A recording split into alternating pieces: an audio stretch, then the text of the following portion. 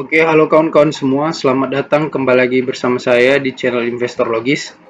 Kali ini saya akan coba membahas saham di sektor perbankan dan saya akan coba membandingkan kinerja saham 4 bank terbesar di Indonesia.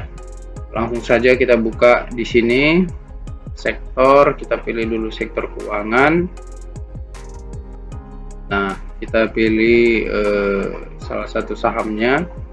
Ini enaknya di aplikasi Stockbit ini kita punya fitur compression ya. Jadi kita bisa membandingkan beberapa saham sekaligus. Nah, hari ini tanggal 20 September 2023 saya buat video ini sebelum market buka ya. Jadi IHSG closing di harga 6.980 pada perdagangan tanggal 19. Nah, naik ya. Mungkin ditopang sektor finance yang bertumbuh semua ini. BMRI tumbuh paling pesat ya 1,69%. BBNI juga tumbuh, mungkin masih di sentimen positif ya. Tumbuh semua. BBB tumbuh 18%. Gila. BNBA agresif sekali BBB ini ya. Oke, langsung aja kita coba. Nah, di sini saya mengambil contoh Bank BCA, saya komparasikan. Oke, kita bandingkan. Udah pas ini perbandingan 4 bank terbesar di Indonesia. Bank BCA, BRI, BMRI, BBNI. Oke. Langsung saja kita bandingkan. Nah, secara PE ratio tahunan Bank BNI dengan kode saham BBNI menjadi PE ratio paling rendah. Namun di sektor perbankan PE ratio mungkin di nomor 2 kan lah ya. Nah, secara PER jadi yang paling rendah itu BBNI dan yang paling mahal itu BBCA. Secara price to book value rata-rata di industri itu 1,67 dan di sektor 2. Jadi kalau PBV dari perusahaan yang mau kita analisa ini di atas 2, mungkin sudah di atas harga wajarnya ya diperdagangkan. Nah, BBCA ini udah 4,98, BBRI 2,73, BMRI 2,42 dan BBNI 1,27. Jadi secara valuasi baik PE ratio atau price to book value bisa kita nilai bahwasannya Bank BNI dengan kode saham BBNI ini yang paling murah secara PE ratio dan price to book value. Nah, secara market cap yang paling besar itu BBCA ya 1.118 triliun. Ya wajar sih karena memang harga sahamnya yang paling mahal, dihargai mahal dengan PBV 4,9 kali saya kira pas ya. Nah, untuk saham beredar yang paling sedikit itu adalah Bank BNI 18,65 miliar masih saham beredarnya, sedangkan BMRI sudah 93, BBRI sudah 151 dan BBCA 123 miliar.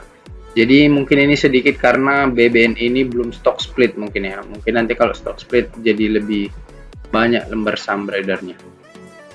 Secara net profit margin NPM-nya paling tinggi adalah BBCA 47%, tinggi sekali ya.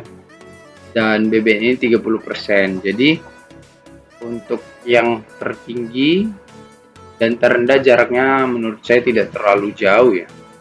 Dan juga fluktuatif. Untuk return on equity secara ROE yang paling tinggi itu adalah BBCA dan yang paling rendah itu adalah BBNI, tapi rendahnya itu udah di kisaran ROE 14% ya, dan menurut saya itu sudah cukup tinggi untuk ROE perusahaan sektor perbankan dan tidak terlalu jauh juga dengan BBCA.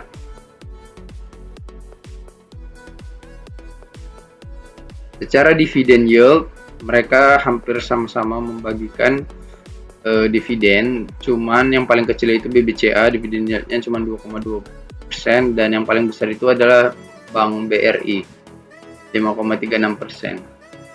Dan untuk BBNI 4,16% dan BMRI 4,14%. Jadi menurut saya dari skala dividen yield yang paling enak itu adalah Bank Mandiri, Bank BRI, BBRI. Cuman tidak terlalu jauh juga perbandingannya dengan Bank BMRI, Bank Mandiri ataupun Bank BNI.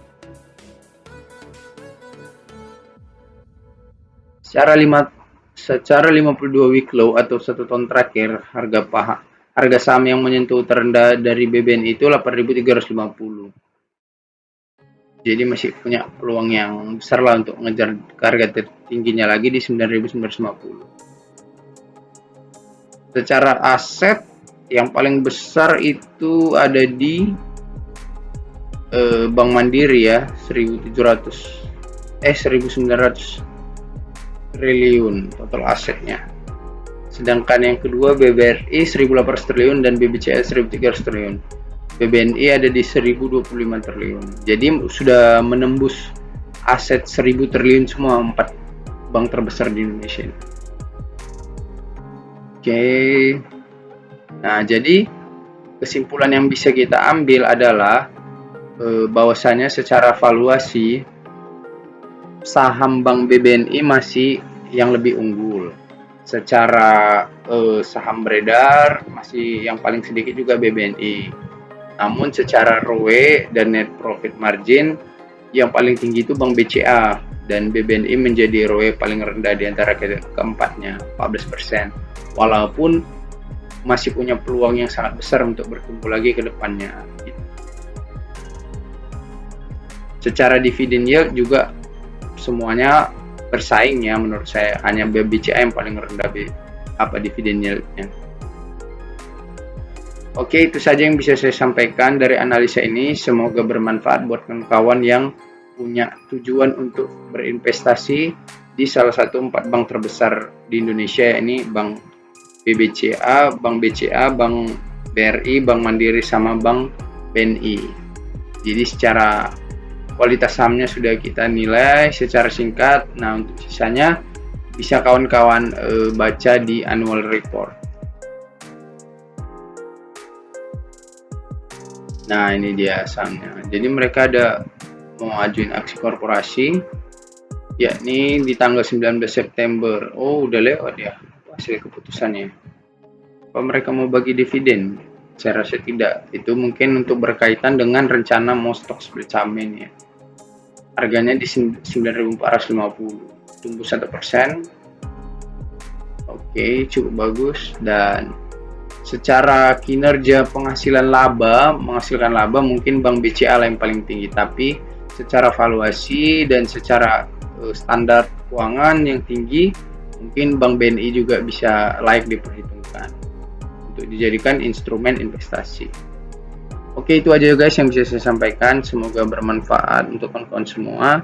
Untuk teman-teman yang belum subscribe channel ini, silahkan subscribe ya. Thank you.